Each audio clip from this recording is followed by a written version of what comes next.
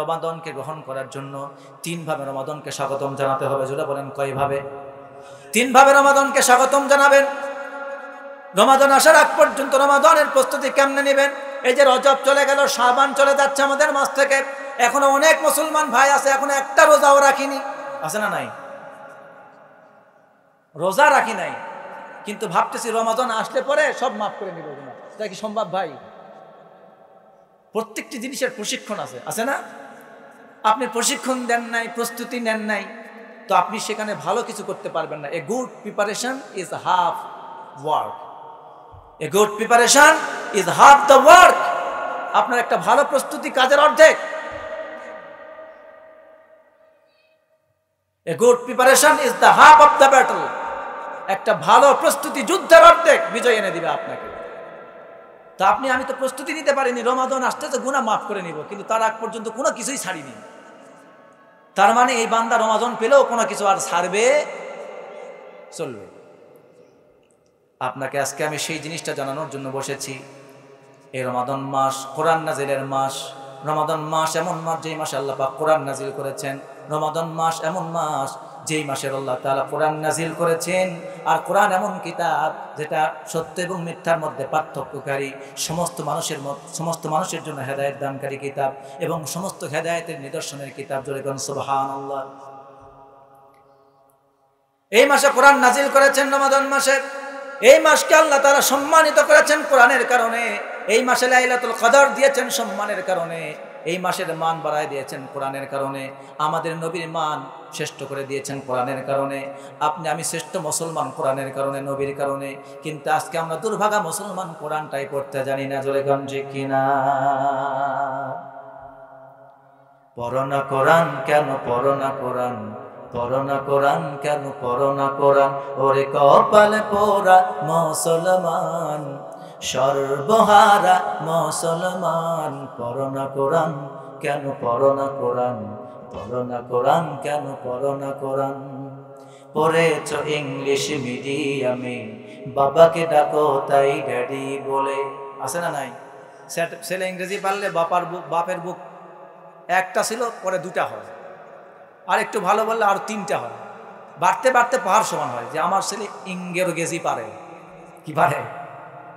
ইংরেজি পারে, ইংলিশ 2-4টা কথা বলতে পারে। এই জন্য বাবার বুক বিশাল বড় হয়। কিন্তু খোঁজ নিয়ে দেখেন ওই বাবার সন্তান বোম মারলো, কোরআনের সূরা ফাতিহা শুদ্ধ করে বলতে পারবে না, নামাজ কয় ওয়াক্ত ফরজ বলতে পারবে না, রসুলের নাম ভালো মতো বলতে পারবে না, কালেমা তৈয়বা সুন্দর করে বলতে পারবে না, কোরআনের কয়টা সূরা আছে বলতে পারবে না, কতজন নবী আছে কোরআনে তা বলতে পারবে না, আমরা কোন নবীর উম্মত তা বলতে পারবে না। আছে না নাই এরকম? পড়েছ ইংলিশ মিডিয়ামে, বাবাকে ডাকো তাই ড্যাডি বলে, সরি সরি বললে কি আর কবরেতে পাবে আসান? পড়ো না কোরআন, কেন পড়ো না কোরআন? পড়ো না কোরআন, কেন পড়ো না কোরআন? ওরে কপালে পোড়া মুসলমান, সর্বহারা মুসলমান, পড়ো না কোরআন, কেন পড়ো না কোরআন? পড়ো না কোরআন, কেন পড়ো না কোরআন? মডেল যুগের সব মডেল বেবি দেখে নাটক আর হিন্দি ছবি, ঠিক না? বাংলা ভাষা 21শে ফেব্রুয়ারির মাস, বাংলা ভাষাই ভুলে গেছিল হিন্দি চর্চা করতে করতে, ঠিক কিনা বলে? অফিস আদালতে ইংরেজির ফেনা তুলে ফেলে।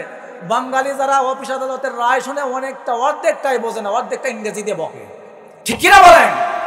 এই মাসে সালাম, শফিক, জাব্বার, রফিক জীবন দিল ভাষার জন্য, আর আমরা সেই বাংলা ভাষাকে জব করে দিয়েছি, ঠিক কিনা? অপসংস্কৃতির চর্চা। আল্লাহ আমাদের সঠিক বুঝদান করুন, বলেন আমিন। এগুলোর জন্য দায়ী মা বাপ, আমরাও দায়ী। আপনার আমার সন্তান হিন্দি সিনেমা দেখে কেমনে? আপনার আমার সন্তান অশ্লীল সিনেমাগুলি দেখে কেমনে? আমি পিতা সবচেয়ে বড় দায়ী। আমি আমার সন্তানকে সময় দিতে পারিনি, পড়ার সময় খোঁজ নিতে পারিনি, খাবারের সময় খোঁজ নিতে পারিনি, স্কুলে যাওয়ার সময় খোঁজ নিতে পারিনি, অফিস থেকে এসেছি বন্ধুর টানে চলে গিয়েছি এক জায়গায়, সন্তানকে বুকে জড়িয়ে চুমা দিতে পারিনি, সন্তানকে নিয়ে 1টা ঘন্টা সময় দিতে পারিনি, সন্তানকে সবসময় শুধু শাসন করে গেছি। শাসন করলে ভালো হয়? শাসন করলে সন্তান বিগড়ে যায়। মনে রাখবেন, আমি আপনাকে বলছি, সন্তানকে প্রত্যেক দিন মিনিমাম 1 ঘন্টা সময় দিবেন। যত বড় চাকরি করেন 1 ঘন্টা সময় সন্তানকে দিন, সন্তানকে আদর করুন, ভালোবাসতে শিখুন। সন্তানকে সবসময় শাসন করবেন না, সন্তানকে সবসময় ধমক দিবেন না, সবসময় মারবেন না। এই সন্তান মেজাজ খিটমিটে হয়ে একদিন আপনার উপর প্রতিশোধ গ্রহণ করবে। সেই জন্য সন্তানকে আদর করে তাকে আদব শিক্ষা দেন, তাকে ভালোবেসে শিক্ষা দেন।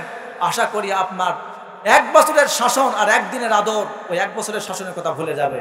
এই জন্য আপনাদের পিতাদের অনুরোধ করব, যাদের কলিজার টুকরা সন্তান আছে তাদেরকে খোঁজ খবর নিন, বুকে আগলায়া ধরেন, তাদের সঙ্গে পরামর্শ করুন, তাদের সঙ্গে গল্প করুন, বন্ধুত্ব তৈরি করুন, তার সাথে মনের কষ্টগুলো বিনিময় করুন, শেয়ার করুন। আশা করছি আপনার সন্তান আগের চাইতে অনেক ভালো হয়ে যাবে, বলেন ইনশাআল্লাহ। সন্তান যখন লেখাপড়া করে বাবার কাছে মোবাইল চাইলো, বাবা কিনে দিল, আর সন্তান সারাদিন সেখানে পাবজি খেলে, টিকটক দেখে, অশ্লীলতা দেখে, সিনেমা দেখে, নাটক দেখে, গান শোনে, আর পর্নোগ্রাফি দেখে। সন্তান এখন পড়ার সময় পড়ার টেবিলে বসে না, যখনই পড়তে বসে পকেটের মধ্যে মোবাইলটা আস্তে করে নিয়ে যায়। বাবা যখন ঘরের মধ্যে চলে যায় তখন আস্তে করে মোবাইলটা বের করে কানের মধ্যে হেডফোন লাগায় আর মাথা জোগান পরে। আসলে সে পড়ে না, সে আসলে ওখানে গান শোনে। কি মডেল যুগের সব মডেল বেবি দেখে নাটক আর হিন্দি ছবি, অশ্লীল হিন্দি ইংরেজি গান। পড়ো না কোরআন কেন পড়ো না কোরআন, পড়ো না কোরআন কেন পড়ো না কোরআন। ওরে কপালে পোড়া মুসলমান, সর্বহারা মুসলমান। পড়ো না কোরআন কেন পড়ো না কোরআন, পড়ো না কোরআন কেন পড়ো না কোরআন।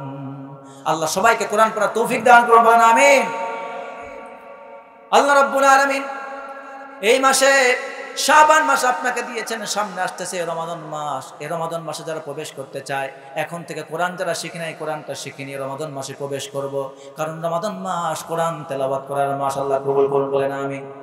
এবার বীজ আপনি কেমনে বপন করবেন শুনুন। রমাদানকে স্বাগতম জানাবার জন্য বীজ বপনের জন্য 3টা পদ্ধতি। যারা বলেন কয়টা? 3টা পদ্ধতি। 1 নম্বর হলো আপনি এখন থেকেই, এই শাবান মাস এসেছে, আল্লাহর নবী সাল্লাল্লাহু আলাইহি ওয়াসাল্লাম তাকে বলেছেন, তার ব্যাপারে বলেছেন, উম্মে সালমা রাদিয়াল্লাহু তাআলা আনহা তিনি বলছেন, মা রাআইতুন নাবিয়্যা সাল্লাল্লাহু আলাইহি ওয়াসাল্লাম ইয়াসুমু শাহরাইনি মুতাতাবিআইনি ইল্লা শাবান ওয়া রমাদান। আমি আমার নবীকে রমাদান এবং শাবান মাস ব্যতীত এত বেশি কখনো রোজা রাখতে দেখি নাই। সুবহানাল্লাহ। তার মানে বীজ যারা বপন করতে চান, বীজ বপনটার শুরুটাই হবে আপনাকে রোজা রাখা দিয়ে। কি রাখা দিয়ে? কথা বলতে কি রাখবেন? শাবান মাসে বেশি বেশি নফল রোজা রাখবেন। কি করবেন?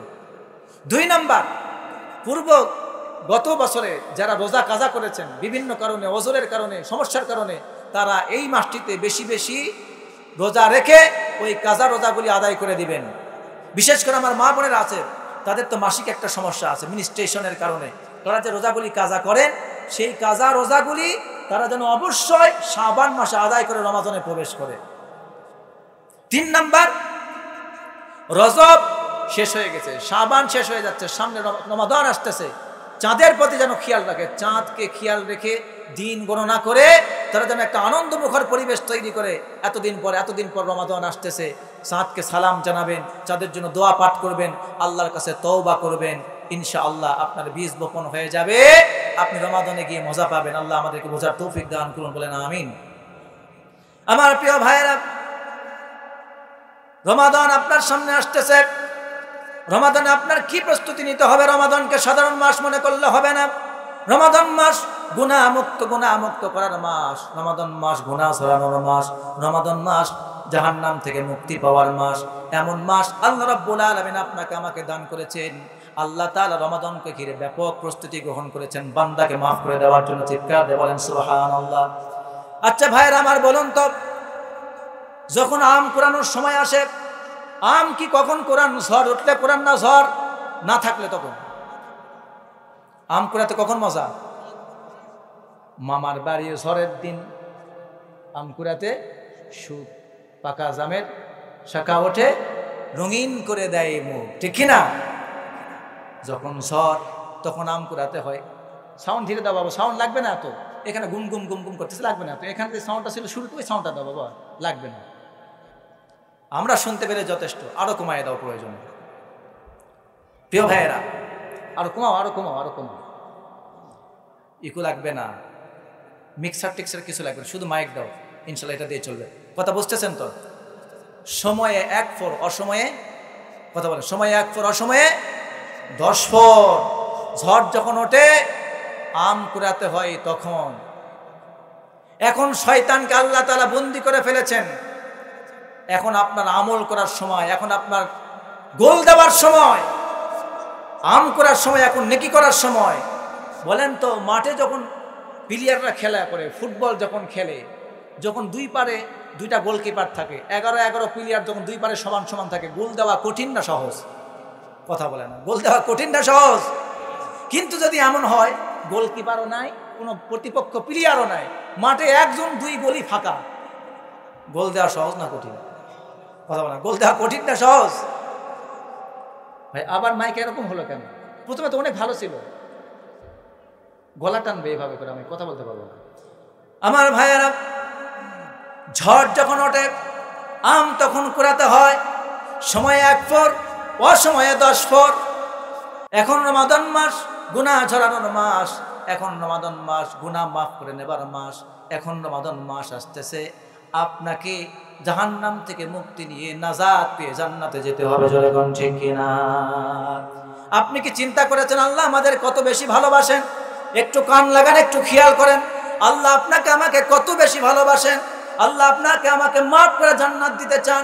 এই জন্য রব্বুল আলামিনের হাবিব সাল্লাল্লাহু আলাইহি ওয়াসাল্লাম তিনি ঘোষণা করেছেন, মান সামা রমাদানা, তিনি বলেছেন, মান সামা রমাদানা ঈমানান ওয়া ইহতিসাবান গুফিরা লাহু মা তাকাদ্দামা মিন যামবিহি। আর এক জায়গায় নবীজি বলেন, মান কামা রমাদানা ঈমানান ওয়া ইহতিসাবান গুফিরা লাহু মা তাকাদ্দামা মিন যামবিহি। আর এক জায়গায় নবীজি বলেন, মান কামা লাইলাতুল কদরি ঈমানান ওয়া ইহতিসাবান গুফিরা লাহু মা তাকাদ্দামা মিন যামবিহি। চিৎকার দিয়ে বলেন আলহামদুলিল্লাহ। এমন বেকায়দা করে ফেললে তো। আল্লাহর নবী বলতেছেন রমাদান মাস গুনাহ মুক্ত করার মাস। আল্লাহর নবী বলেন, আমার কোন উম্মত যদি মান সামা রমাদান ঈমানান ওয়া ইহতিসাবান গুফিরা লাহু মা তাকাদ্দামা মিন যামবি। এই হাদিস আজীবন শুনে এসেছেন, ব্যাখ্যা কোনোদিন শোনেন নাই, আজকে শুনে যান। নবীজি বলছেন, আমার কোন উম্মত যদি ঈমানের সাথে ইহতিসাবের সাথে রমাদানের সিয়াম যদি পালন করে, তাহলে রব্বুল আলামিন তার আগের এবং পরের জীবনের গুনাহগুলি রব্বুল আলামিন মাফ করে দিবেন। সুবহানাল্লাহ। যে ব্যক্তি রমাদান মাস পেল, তারাবির নামাজটা সুন্দর করে আদায় করলো, কিয়ামুল লাইল আদায় করলো, তাহাজ্জুদের নামাজ আদায় করলো, আল্লাহর নবী বলেন তার জীবনের গুনাহগুলি রব্বুল আলামিন মাফ করে দিবেন। আবার বলতেছেন, রমাদান মাসে লাইলাতুল কদর আছে, এই লাইলাতুল কদর যে বান্দা পেয়ে গেল, তার সারা জীবনের গুনাহ রব্বুল আলামিন মাফ করে দিবেন। সুবহানাল্লাহ। কিন্তু এখানে শর্ত হলো ঈমানের সাথে। কিসের সাথে? রোজা রাখতে হবে কিসের সাথে? এখন যারা রোজা রাখি তাদের কি ঈমান নাই? রোজা ফরজ কাদের উপর? মুসলিমদের উপর না অমুসলিমদের উপর? মুমিনদের উপর নাকি বেঈমানদের উপর? তো আল্লাহ, আমরা তো ঈমানদারি, তবু আবার বলতেছে কেন ঈমানের সাথে রাখতে হবে? কিসের সাথে রাখতে হবে? ঈমানের সাথে রাখতে হবে। কেন বলতেছেন এই কথা? ঈমান কি জিনিস? ঈমান কখন থাকে, কখন চলে যায়? আল্লাহর নবী সাল্লাল্লাহু আলাইহি ওয়াসাল্লাম এক জায়গায় ব্যাখ্যা করছেন, হযরত আবু হুরায়রা রাদিয়াল্লাহু তাআলা আনহু হাদিসটা বর্ণনা করছেন এইভাবে, লা ইয়াসনিল আবদু হিনা ইয়াসনি ওয়া হুয়া মুমিন, লা ইয়াসরিকু হিনা ইয়াসরিক ওয়া হুয়া মুমিন, লা ইয়াশরাবু হিনা ইয়াশরাবু ওয়া হুয়া মুমিন, ওয়া লা ইয়াকতুল হিনা ইয়াকতুল ওয়া হুয়া মুমিন। নবীজি বলেন, আমার কোন উম্মত যখন জেনার কাজে লিপ্ত হয়ে যায়, তখন রব্বুল আলামিন তার কাছ থেকে ঈমানের নূরকে ছিনিয়ে নেন, তখন সে মুমিন থাকে না। জেনা থেকে বিরত হওয়ার পর সে আবার মুমিন হতে পারে তওবা করলে, ততক্ষণ পর্যন্ত মুমিন হতে পারবে না। আমার কোন উম্মত যখন নেশা পান করে, নেশা পান করার সময় সে মুমিন থাকে না। আবার যখন আমার কোন উম্মত চুরি করে, চুরি করার সময় সে মুমিন থাকে না। অন্যায়ভাবে হত্যা করে, তখন সে মুমিন থাকে না। ওয়াত তাওবাতু মা'রুদাতুন বা'দু। নবীজি বলেন, তবুও আমি আল্লাহ রাব্বুল আলামিন আমার বান্দার জন্য তওবার রাস্তা খোলা রেখেছি। এত অন্যায় করার পরেও বান্দা যদি তওবা করে ফিরে আসে, আমি রাব্বুল আলামিন তার ঈমান ফিরায়ে দেব, তার রোজাকেও কবুল করে নেব। সুবহানাল্লাহ। এবার আর একটা ছোট্ট ব্যাখ্যা আপনাদেরকে দিই। এই রমাদান মাস আমাদের সামনে আসতেছে।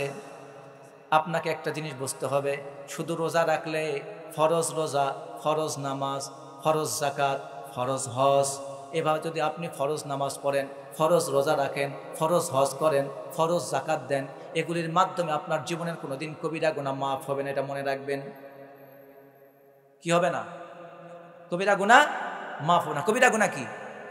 কবিরা গুনাহ হলো ওই জিনিস, আল্লাহর সাথে শিরিক করা কবিরা গুনাহ, পিতা মাতার অবাধ্য হওয়া শিরিক কবিরা গুনাহ, অন্যায়ভাবে কাউকে হত্যা করা কবিরা গুনাহ, অন্যায়ভাবে কারোর সম্পদ আপনি আত্মসাৎ করেছেন কবিরা গুনাহ। এখন আপনি রোজা রাখতেছেন, ফরজ নামাজ পড়তেছেন, 5 ওয়াক্ত নামাজ পড়তেছেন, কিন্তু আপনি তওবা করেন নাই। আপনি এখন ফরজ নামাজ পড়তেছেন, ফরজ রোজা রাখতেছেন, মনে রাখবেন ফরজ নামাজ ফরজ রোজা রাখার কারণে আপনার জীবনের কবিরা গুনাহ একটাও মাফ হবে না। কবিরা গুনাহ মাফ করার জন্য ক্ষতিপূরণ হিসাবে একটা জিনিস শর্ত, সেটি হলো আপনাকে তওবা করতে হবে। কি করতে হবে? রমাদান সামনে আসতেছে, তাহলে এখন আমাদের কি করা দরকার? রোজা রাখার আগেই আল্লাহর কাছে তওবা করে বলেন, আল্লাহ আমার জীবনে এই এই এই এই কবিরা গুনাহগুলি ছিল, আমি তওবা করছি, আর শিরিক করব না, পিতামাতার অবাধ্য হব না, আমি নেশাপান করব না, মানুষের ধন সম্পদ আত্মসাৎ করব না, মানুষকে ধোঁকা দেব না, গীবত শিকায়েত করব না, জেনাবা বিচার করব না। আল্লাহ আমাকে মাফ করে দাও, সামনে রমাদান আসতেছে, আমার জীবনের গুনাহগুলিকে আপনি ছড়াইয়া দাও। আল্লাহ মাফ করে দিবেন, বলেন সুবহানাল্লাহ। এই জন্য তওবা হলো গুরুত্বপূর্ণ বিষয়। যে তওবা যে ব্যক্তি করলো না, শুধু রোজা রাখলো, ফরজ নামাজ পড়লো, মনে রাখবেন এগুলির মাধ্যমে হক আদায় হবে, ওই দায়িত্ব পালন হবে, কিন্তু আপনার কবিরা গুনাহ মাফ হবে না। আপনি রোজা রাখবেন, হজ করবেন, যাকাত দিবেন, এইগুলোর বিনিময়ে সগীরা গুনাহগুলি মাফ হয়ে যাবে। এক জুমা থেকে আরেক জুমা, এক বছর থেকে আরেক বছর, এক হজ থেকে আরেক হজ, এভাবে জীবনের সমস্ত সগীরা গুনাহগুলি মাফ হয়ে যাবে নামাজের মাধ্যমে, নফল রোজার মাধ্যমে, নফল সিয়ামের মাধ্যমে, নফল দান সদকার মাধ্যমে। কিন্তু জেনে রাখবেন আপনার জীবনে যত কবিরা গুনাহ আছে, এই কবিরা গুনাহ মাফ করে নেওয়ার জন্য প্রথম কাজ হলো আপনার তওবা করে আল্লাহর কাছে ফিরে আসতে হবে। বলতে হবে, আল্লাহ তওবা করলাম, আমি আর কোনোদিন কবিরা গুনাহ করব না, পিতামাতা আর অবাধ্য হব না। চিৎকার দিয়ে বলেন সুবহানাল্লাহ। আল্লাহর নবী বলেছেন, সালাসাতুন ক্বাদ হারামাল্লাহু আলাইহিমুল জান্নাহ, 3 শ্রেণীর লোকের জন্য রব্বুল আলামিন জান্নাতকে হারাম করে দিয়েছেন। কয় শ্রেণীর? 3 শ্রেণীর লোকের জন্য রব্বুল আলামিন জান্নাতকে হারাম করে দিয়েছেন। 1 নম্বর হলো মুদমিনুল খামার, যারা মদ পান করে, ওয়ালা আকুলি ওয়ালিদাই, পিতামাতার অবাধ্য হয়, ওয়াদাইসুল্লাযী ইউকিররু ফি আহলিহিল খাবাস, ওই অভিভাবক, ওই পিতামাতা, যেই পিতামাতা অভিভাবক তার সন্তানদের ছেলে মেয়েদেরকে অবাধে চলাফেরার সুযোগ করে দেয়, পর্দাপোশিতা শিক্ষা দেয় না, তার সন্তান যাত্রা প্যান্ডেলে যায় না, নিষেধ করে না, তার সন্তান নাচ গান দেখে, সিনেমা দেখে, নিষেধ করে না, তার সন্তান কোরআন হাদিস পড়ে না, তার সন্তান নামাজ কালাম পড়ে না, তার সন্তান কোরআন তেলাওয়াত করে না, তার সন্তান মদের আড্ডায় আসর জমায়, তার সন্তান মেয়ে দিয়ে আড্ডা দেয়, তার সন্তান যা ইচ্ছা তাই করে, কোনোদিন সন্তানকে শাসন করে না, শাসন শুধু করে একটা কাজের জন্য, তা হলো এই পরীক্ষার রেজাল্ট ভালো করা লাগবে। এই সন্তান যখন পড়ালেখা করে পাশ হয়ে গেল, পাশ হয়ে যাওয়ার পর বড় চাকরি পেল, অনেক টাকা পয়সার মালিক হয়ে গেল, এবার বিয়ে করে সুন্দর একটা ফুটফুটে বউ বাড়িতে আনলো, সামান্য একটু খটকা হয়ে গেল, শ্বশুর আর বউয়ের মধ্যে, শাশুড়ি আর বউয়ের মধ্যে খটকা হয়ে গেল। এবার ওই সন্তান বউয়ের কথা শুনে নিজের মা বাপকে মারে পিটে বৃদ্ধাশ্রমে রেখে আসে না নাই? মায়ের গায়ে হাত তোলে, বাবার গায়ে হাত তোলে, চেয়ারম্যানের কাছে বিচার নিয়ে আসে। এখানে ভাই তো মানে চেয়ারম্যান আছে নাকি? আছে কি? নাই। আপনি আছেন নাকি?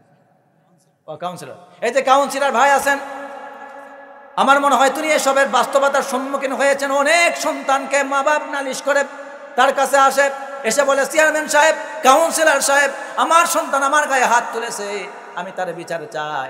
আছে না নাই? সন্তান এসে তার কাছে, মা এসে বিচার দিল, বাবা এসে বিচার দিল, সন্তান গায়ে হাত তুলেছে। কারণটা কি? কারণটা আমি পরে বলতেছি। এবার যখন কাউন্সিলর সাহেব যখন বিচার শুরু করে দিল, এবার বলল, সন্তানকে ধরো, হাত পা বাঁধো, এবার একটু ছাদে টাঙাও, একটু হালকা করে কয়েকটা বাড়ি দেই। সঙ্গে সঙ্গে দেখবেন যেই বাবা বিচার নিয়ে এসেছিল, যেই মা বিচার নিয়ে এসেছিল, ওই মা আর বাবা বলে, কাউন্সিলর সাহেব, বিচার নিয়ে আসছিলাম কিন্তু মারতে বলি নাই। যখন সন্তানকে গাছে বাঁধছে, ছাদে যখন বাঁধছে, ওই মা বাবা যে বিচারে দিয়েছে, যেই সন্তান মায়ের গায়ে হাত তুলেছে, বাবার গায়ে হাত তুলেছে, ওই মা বাবা এই চোখের সামনে সন্তানকে মারাটা দেখতে পারে না, সইতে পারে না। কারণটা কি? আপনি তো তার প্রতি এত দয়া করলেন, সে আপনার প্রতি করে না কেন? কেন করে না? করে না কেন? তার একটা কারণ হলো, আপনার সন্তানকে আপনি যেই সময় শিক্ষা দেওয়ার কথা ছিল সেই সময় শিক্ষাটা আপনি সঠিকভাবে দিতে পারেন নাই। মুরু আওলাদাকুম বিসসালাত ওয়া হুম আবনাউ সাবঈ সিনিন ওয়া আদরিবুহুম আলাইহা ওয়া হুম আবনাউ 10 সিনিন। নবীজি বলেছেন, তোমার সন্তানের বয়স যখন 7 বছর হবে নামাজের জন্য অর্ডার করো, তোমার সন্তানের বয়স যখন 10 বছর হবে নামাজের জন্য পিটাও। শাসন করতে বলেছেন নবীজি, মৃদাঘাত করবেন, শাসনের জন্য যতটুকুন খুব কিঞ্চিত পরিমাণ করবেন। নামাজ না পড়লে পিটিয়ে শাসন করো। 10 বছর হলে পরে মা বাপ যেই বিছানায় থাকে সন্তানকে সেই বিছানায় রাখা যাবে না। সন্তানের বয়স যখন 10 হয়ে গেছে এবার বিছানাটা আলাদা করে দাও। শিক্ষা দিচ্ছেন আল্লাহর নবী মুহাম্মদ সাল্লাল্লাহু। কত বছর বয়স থেকে নামাজের জন্য নামাজের কথা বলতে বললেন? কত বছরে পিটাতে বললেন? আর কত বছরে বিছানা আলাদা করতে বলছেন? 10 বছর। এবার বাবার গায়ে হাত তুলেছে কেন? সন্তানকে ছোট্ট বেলায় কোরআনের টিকাটা দেওয়ার দরকার ছিল, সন্তানকে ছোট্ট বেলায় কালেমার টিকা দেওয়ার কথা ছিল, সন্তানকে ছোট্ট বেলায় ফরজ ওয়াজিব হালাল হারাম এগুলির শিক্ষা দেওয়ার দরকার ছিল, ইসলাম সম্পর্কে পরিচয় দেওয়ার কথা ছিল। সব শিক্ষাই করবে, কিন্তু ইসলামের শিক্ষাটা তার ভিতরে আগে দেওয়ার দরকার ছিল। সন্তান যেহেতু দ্বীনের শিক্ষা পায় নাই, ইসলামের শিক্ষা পায় নাই, শুধুমাত্র দুনিয়ার শিক্ষা পেয়েছে। দুনিয়ার শিক্ষা পাওয়ার কারণে এই দুনিয়াতে হলো লোভ লালসার জায়গা, এই দুনিয়াতে হলো স্বার্থপরতার জায়গা। সন্তান যখন বড় হয়ে গেল, এবার সন্তান স্বার্থপরতার কারণে সন্তান তার নিজের লোভ লালসার শিকার হয়ে, তার কুপ্রবৃত্তির শিকার হয়ে, বইয়ের ভালোবাসায় অন্ধ হয়ে গিয়ে মায়ের গায়ে হাত তুলেছে, বাবার গায়ে হাত তুলেছে। কারণ বাবা মা তাকে এই ছোট্ট শিক্ষাটা, দিনের শিক্ষাটা তারে দেয় নাই যে বাবা কোনোদিন মা বাবার গায়ে হাত তোলা যাবে না। আল্লাহ তার কোরআনে মা বাবার গায়ে হাত তোলা নিষেধ করে দিয়েছেন। হাত তোলা তো পরের কথা, মাথা ঝাঁকুনি দিয়ে মা বাবার সামনে কথা বলতেও আল্লাহ পাক হারাম করে দিয়েছে। বাবাও নামাজে যায় নাই ছোটবেলায়, বাবা কোনোদিন নামাজে যায় নাই, সন্তানও বাবার সাথে কোনোদিন নামাজে যায় নাই। বাবা তো যায় সপ্তাহে একদিন, তাও সবার পরে আবার বের হয় সবার আগে। বাবা গিয়েছে ঈদের মাঠে, বছরে একদিন রমজানে রোজা রাখে নাই। বাবা সন্তানের সামনে সিগারেট খেত, বাবা সন্তানের সামনে মায়ের সাথে ঝগড়া বিবাদ করত, বাবা সন্তানের সামনে অশ্লীল ফাহিশা কথা সন্তানের সামনে বলে গালি দিয়ে বসত, বাবা সন্তানের সামনে মদ পান করত, অন্যায় কাজ করত। সন্তান দেখে দেখে ওই অভ্যাসগুলি সন্তানের ভেতরেও জেগে বসেছে, যার কারণে সন্তানের দিলের মধ্যে মায়া নাই, দয়া নাই। ওই সন্তান দিনের শিক্ষা না পাওয়ার কারণে, দুনিয়ার শিক্ষায় স্বার্থপর হয়ে যাওয়ার কারণে, দুনিয়া রক্ষা করার জন্য, বউকে বাঁচানোর জন্য, বউকে টিকানোর জন্য বইয়ের সামান্য সৌন্দর্যে পাগল হয়ে গিয়ে মায়ের গায়ে হাত তুলেছে, বাবার গায়ে হাত তুলেছে। এই দায়ী সন্তান নয়, এই দায়ীর প্রথম দায়ী হলো মা বাবা। সত্য না মিথ্যা? তার মানে আবার এটা আবার বুঝবেন না যে তার মানে বোধহয় মা বাপ শিক্ষা দেয়নি, তার মানে হুজুর বলে গেল সুযোগ পেলে মা বাপকে মারা যাবে, এরকম যাবে নাকি? না, নবীজি বলেছেন তোমার মা বাপ যদি তোমার উপর জুলুমও করে, খবরদার তুমি তার উপরে জুলুম করতে পারবে না। সে জুলুম করলে তার বিচার করবে আল্লাহ। তুমি হাসরের ময়দানে পার পেয়ে যাবে, নাজাত পেয়ে যাবে, জান্নাতে যাবে। চিৎকার দিয়ে বলেন সুবহান। আমার প্রিয় ভাইয়েরা, সামনে রমাদান আসতেছে, আমাদেরকে এই জন্য তওবা করে নিতে হবে। যারা মা বাবার অবাধ্য সন্তান এখন আসি, মা বাবার অবাধ্য হবে না, বলেন ইনশাআল্লাহ। মা বাবার খেদমত করবেন, মা বাবার কৃতজ্ঞতা আদায় করবেন। একটু চিন্তা করে দেখুন, আপনার মা বাপ, কলিজার টুকরা সন্তান, আমার ছাত্র ভাইয়েরা, কত কষ্ট আপনার জন্য আপনার মা বাপ করেছে। আপনি কি চিন্তা করে দেখেছেন নাকি? এই যে সামনে আপনার এসএসসি পরীক্ষা, আপনার চাইতে বাবার পেরেশান বেশি, আপনার চাইতে মায়ের পেরেশান বেশি। আপনি যে এত বছর লেখাপড়া করলেন, আপনার প্রাইভেটের টাকা, আপনার টিউশনির টাকা, প্রাইভেটের টাকা, আপনার অসুস্থ হলে চিকিৎসার টাকা, আপনার সব টাকা পয়সা তারা বহন করতেছে আপনার জীবনের সুখের জন্য।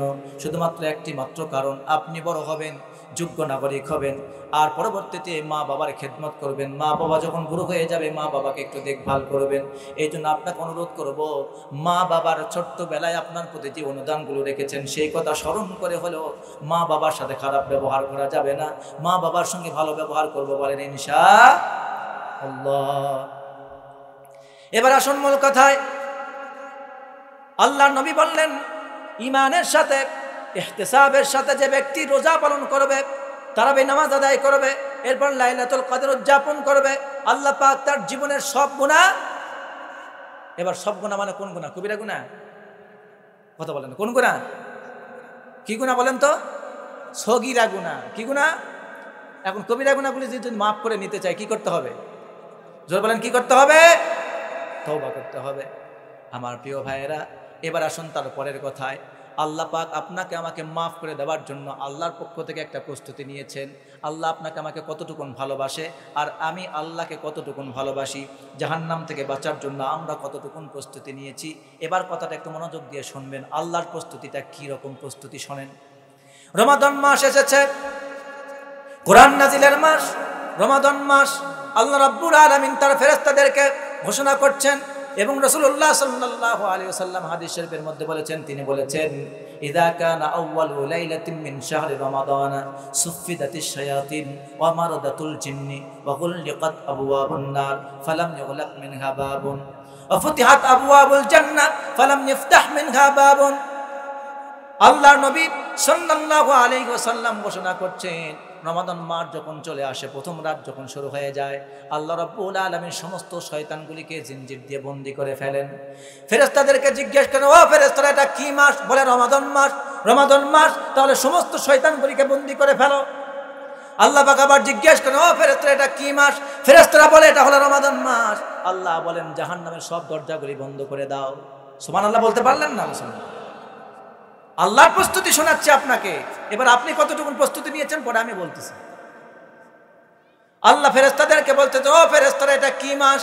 ফেরেশতারা বলছে রমাদান মাস। আল্লাহ বলছেন, জান্নাতের সব দরজাগুলি খুলে দাও। সুবহানাল্লাহ। রমাদান শেষ না হওয়া পর্যন্ত আর বন্ধ করো না।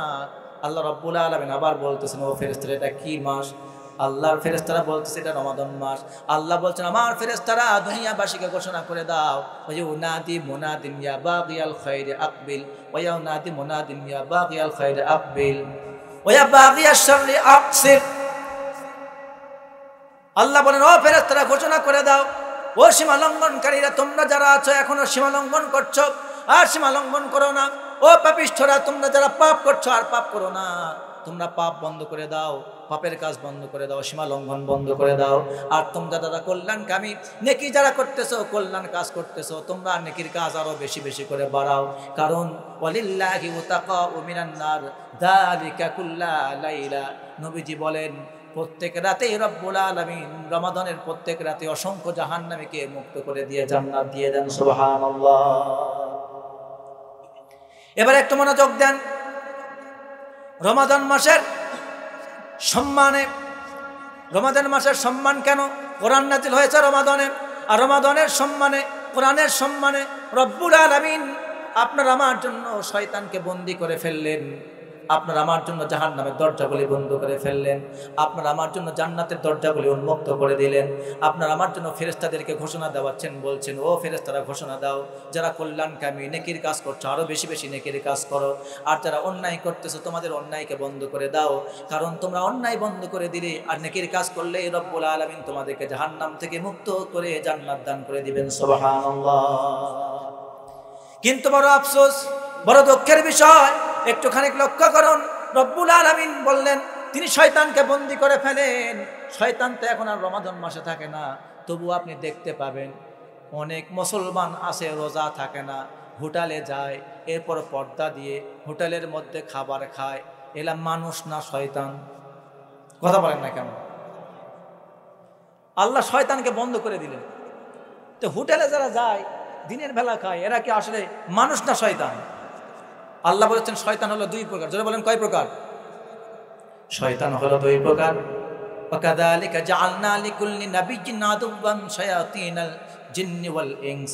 নবী আল্লাহ রাব্বুল আলামিন কোরআনে কারিমে বলেন শয়তান হলো দুই প্রকার। আমি প্রত্যেক নবীর জন্য জিন শয়তান এবং মানব শয়তানকে তাদের শত্রু বানিয়ে দিয়েছি। জিন শয়তান এবং মানব শয়তান, জিন শয়তানকে রব্বুল আলামিন বন্দী করে ফেলেছেন, তাদের হাতে হাত পরাইয়েছেন, ডান্ডা বিড়ি পরাই দিয়েছেন। কিন্তু মানুষ নামের শয়তান যারা আছে, রমজান মাসে রোজা রাখে না, বিড়ি টানায়, সিগারেট খায়, দিনের বেলায় হোটেলে গিয়ে খাবার খায়, এরা হলো জিন শয়তান নয়, এরা হলো মানব শয়তান। জোরে কোন ঠিক কিনা? আর মানব শয়তান যখন খারাপ হয়ে যায়, এরা জিন শয়তানের চাইতেও বড় ভয়ঙ্কর হয়ে যায়। কথা বুঝেছেন? কেন জিন শয়তানের চাইতে মানব শয়তান বড় ভয়ঙ্কর? এবার চিন্তা করে দেখুন তো। এবার প্রশ্ন করছে, একটা উত্তর দিবেন। বলুন তো আমার প্রিয় ভাইয়েরা, বলুন তো, নবী ইব্রাহিম আলাইহিস সালামকে যখন নমরুদ আগুনের মধ্যে ফেলেছিল, তখন জিন শয়তান আগুনে ফেলেছিল না মানব শয়তান ফেলেছিল? কথা বলে না। কোন শয়তান ফেলেছিল?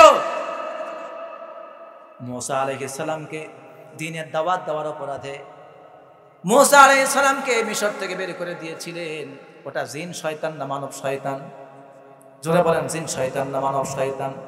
আল্লাহর নবী মুহাম্মদুর রাসূলুল্লাহ পড়েন সাল্লাল্লাহু আলাইহি ওয়াসাল্লাম, তিনি যখন মক্কায় কালেমার দাওয়াত দিলেন, কালেমার দাওয়াত দেওয়ার অপরাধে মক্কা থেকে বহিষ্কার করলো, জেলখানায় বন্দী করলো, আবার তাকে হত্যা করার ষড়যন্ত্র করলো, দেশ থেকে হিজরত করে চলে গেলেন নবীজি মদিনায়। বলুন তো কোন শয়তানের অত্যাচারে? মানব শয়তান না জিন শয়তানের অত্যাচারে? কথা বলতো, কোন শয়তানের অত্যাচারে? মানব শয়তানের অত্যাচারে। এবার বলুন তো, যেই মানব শয়তানটা নবী ইব্রাহিমের উপর অত্যাচার করেছিল তার নাম কি? দেখছেন আপনারা যে কি পড়েন, এটা কেউ বলতে পারলো না। মুসলমান সন্তান ইব্রাহিমকে আগুনের মধ্যে ফেলেছিল, ওই শয়তানের নাম কি? কথা বলতে পারছো? সেই শয়তানের নাম কি? মুসা আলাইহিস সালামকে মিশর থেকে বের করে দিলেন, সেই শয়তানের নাম কি? আল্লাহর নবী মুহাম্মদ সাল্লাল্লাহু আলাইহি ওয়াসাল্লামকে মক্কায় থাকতে দিলেন না, বন্দী করলেন, হত্যা করার ষড়যন্ত্র করলেন, হিজরত করে চলে গেলেন যেই শয়তানের অত্যাচারে। বলুন তো সেই শয়তানটার নাম কি? তাহলে শয়তান যখন মানুষ হয়, এই শয়তান এতটাই ভয়ঙ্কর হয়ে ওঠে, আল্লাহর নিজেও ইবাদত করে না, অন্য কেউ করতে দিতে চায় না।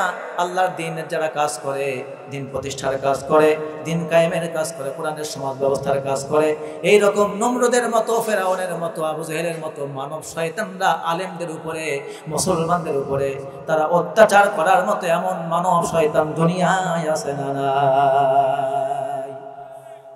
কাশ্মীরে মুসলমানদের উপর অত্যাচার করছে, মায়ানমারে মুসলমানদের উপর অত্যাচার করছে, ফিলিস্তিনে মুসলমানদের কাছ থেকে বাইতুল মুকাদ্দাসকে ছিনিয়ে নেওয়ার ষড়যন্ত্র করছে। জিন শয়তান না মানব শয়তান?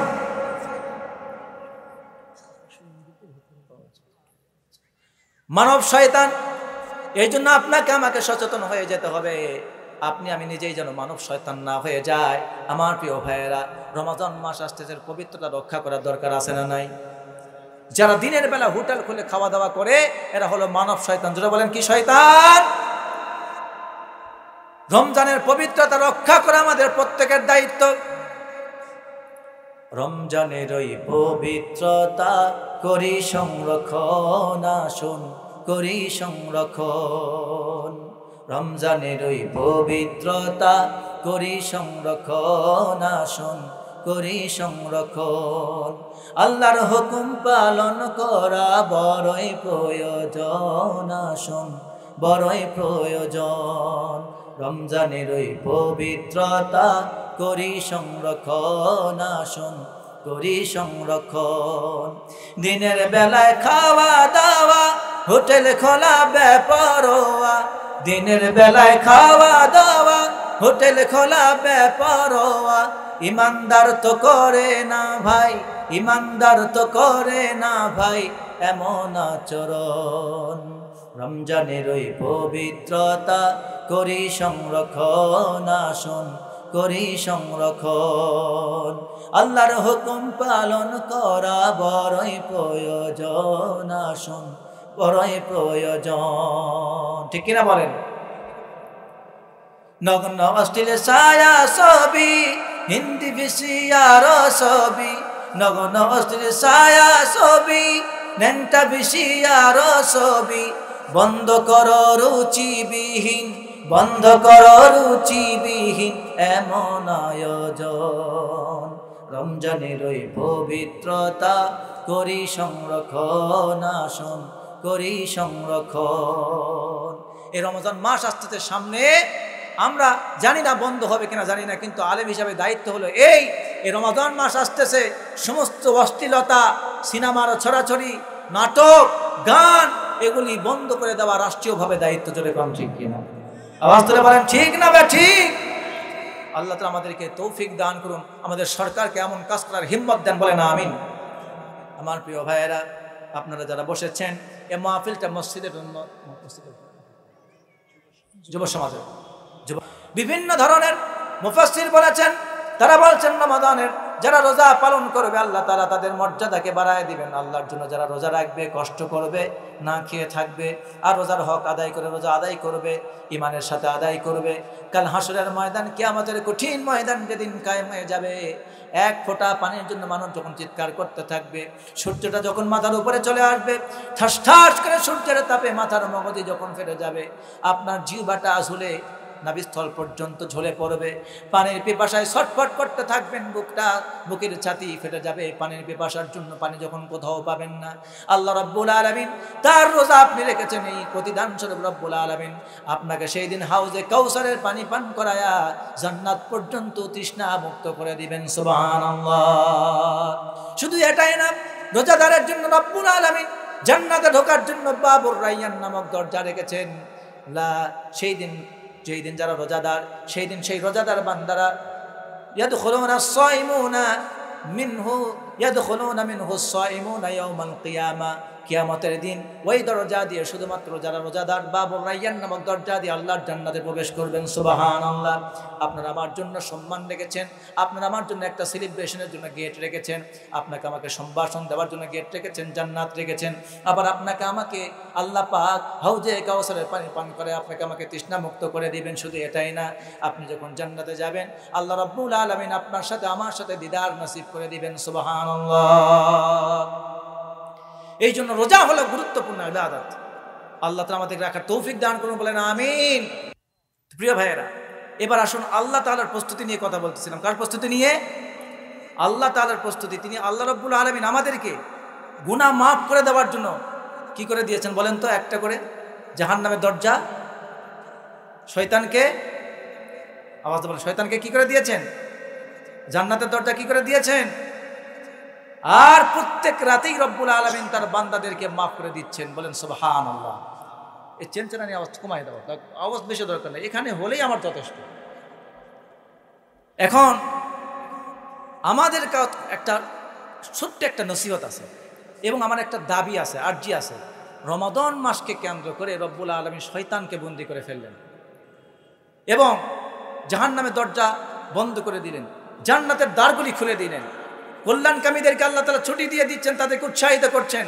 এখান থেকে ছোট্ট একটা দাবি আছে আমার বাংলাদেশের সরকারের কাছে, যে আল্লাহর হস্তে আমাদের বাংলাদেশের কারাগারগুলিতে যেই সব ভাইয়েরা বন্দী আছেন, বিশেষ করে আলেম যেই সব ভাইয়েরা যে কোনো ষড়যন্ত্রের কারণেই হোক তারা বন্দী হয়েছেন, ঠিক কিনা বলেন?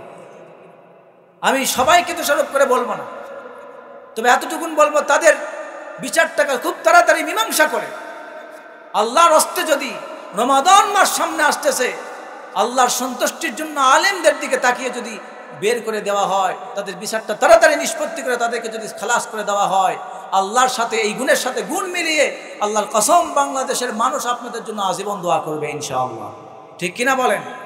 এ আমাদের আশাটা করতে পারি কিনা? এটা তাদের ব্যাপার, বিচারের ব্যাপার, কিন্তু আমরা আশা করতে পারি আল্লাহ তাআলা যেন আমাদের মাঝে আল্লামা মামুনুল হক, মাওলানা জসিমউদ্দিন রহমানী, বাংলাদেশের সমাজসেবক, বিশিষ্ট সমাজসেবক ডক্টর শফিকুর রহমান, আল্লাহ তাআলা তাদেরকে যেন বাংলার মানুষের মাঝে ফিরায় আবার তাদের খেদমত করার তৌফিক দান করে। বলেন আমিন। চিৎকার দিয়ে বলেন আমিন। আমার প্রিয় ভাইয়েরা, এই রমাদান মাসে কেউ যদি রোজা রাখে আল্লাহ পাক তাকে জাহান্নাম থেকে মুক্তি দিয়ে দেন। সুবহানাল্লাহ বলেন। আল্লাহ তাআলা, নবীজি বলেন, মান সামা ইয়াওমান ফি সাবিলিল্লাহি বা'আদাল্লাহু ওয়াজহাহু আনিন নারি ৭০ খরিফা। নবীজি বলেছেন, আল্লাহর রাস্তায় কেউ যদি, আল্লাহর রাস্তায় একটা দিন কেউ যদি রোজা রাখতে পারে, আল্লাহ রাব্বুল আলামিন তার বান্দাদেরকে ৭০ বছর জাহান্নামের আগুন থেকে দূরে সরায় রাখবেন। সুবহানাল্লাহ। এই হাদিসের ব্যাখ্যার একটা হাদিস দিয়ে করা হয়েছে, তা হচ্ছে এই এক খন্দক পর্যন্ত দূরে সরাই রাখবেন। তার পরিমাণ কত? বাইনাস সামাই ওয়াল আরদ, আসমান আর জমিনের মধ্যে যতটুকুন পার্থক্য। আসমান আমরা কোনোদিন দেখি নাই, জমিন দেখতে পাচ্ছি কিন্তু আসমান কোনোদিন দেখি নাই। আসমানের মধ্যে আপনি যেই নীলা নীল আকার দেখতে পান ওটার নাম আসমান নয়, আপনি যে চাঁদ দেখতে পান, সূর্য দেখতে পান, ওটার নাম আসমান নয়। আসমানের নিচে রব্বুল আলামিন বলেন, ইন্না যায়্যানাস সামাআদ দুনিয়া বিজিনাতিনিল কাওয়াকিব। আল্লাহ বলেন, তোমরা আসমানের নিচে চাঁদ, সূর্য, গ্রহ, নক্ষত্র, যে নিহিরিকা পুঞ্জ তোমরা দেখতে পাও, এগুলি কোনোটাই আসমান না। এই সবগুলি আমি রব্বুল আলামিন প্রথম আসমানের নিচে, অনেক অনেক নিচে, এগুলিকে রব্বুল আলামিন আমি সৌন্দর্যতা বাড়ানোর জন্য সাজায় রেখেছি। আসমানের সৌন্দর্য বাড়াবার জন্য এগুলি রেখেছি। আমরা মনে করেছি ওটা আসমান, ওটা আসমান। আসমানে কিয়ামত পর্যন্ত চেষ্টা করে কেউ যেতে পারবে না। গিয়েছেন মাত্র একজন ব্যক্তি, তার নাম কি? একটু মহাব্বত করে বলেন, তার নাম কি? মুহাম্মদুর রাসূলুল্লাহ সাল্লাল্লাহু আলাইহি ওয়াসাল্লাম। আর কারো যাওয়া সম্ভব হবে না। আমার প্রিয় ভাইয়েরা, তাহলে হাদিসের ব্যাখ্যায় বুঝলাম এই খন্দকের দূরত্ব হলো এক আসমান আর এক জমিন। তার মানে হলো আল্লাহ রাব্বুল আলামিনের সন্তুষ্টির জন্য ইমানের সাথে, ইহতিসাবের সাথে আপনি যদি একটা রোজা রাখতে পারেন, ফরজ রোজা সুন্দর করে আদায় করতে পারেন, রব্বুল আলামিন আপনাকে জাহান্নাম থেকে মুক্ত করে জান্নাত দান করে দিবেন। সুবহানাল্লাহ। জাহান্নামের আগুন আপনাকে স্পর্শ করবে না। শুধু এটাই না, যে ব্যক্তি সুন্দর করে রোজা রাখবে, রোজার হক আদায় করে রোজা রাখবে, আল্লাহর নবী বলেছেন সিয়াম ওয়াল কুরআন ইয়াশফাআনি লিল আবদ। রোজা এবং কোরআন কিয়ামতের দিন হাশরের ময়দানে রোজাদারের জন্য, কোরআন তেলাওয়াতকারীর জন্য রোজা এবং কোরআন তার বান্দাদের জন্য সুপারিশ করতে থাকবে। সুবহানাল্লাহ। রোজা বলবে, আমার রব ইন্নী মানাতুহুত তুআমা ওয়াশ শাহওয়াত, আয় আমার রব, আমি এই বান্দাকে দিন এবং রাতে খাওয়া থেকে বিরত রেখেছি, পানাহার থেকে বিরত রেখেছি, আর শাহওয়াত থেকে, কুপ্রবৃত্তি থেকে তাকে আমি বিরত রেখেছি। ও আল্লাহ, আপনার জন্য, আপনার সন্তুষ্টির জন্য আমি সিয়াম পালন করতে গিয়ে হালাল স্ত্রী ছিল ঘরে, সেই হালাল স্ত্রীর সাথে কখনোই সে যৌন সম্ভোগ করে নাই। হালাল খাবার ছিল ঘরের মধ্যে, সে কখনো হালাল খাবার গ্রহণ করে নাই। আবার সে ব্যক্তি মুখের সামনে কত নামি দামি খাবার ছিল, দিনের বেলায় সে কখনো খায় নাই।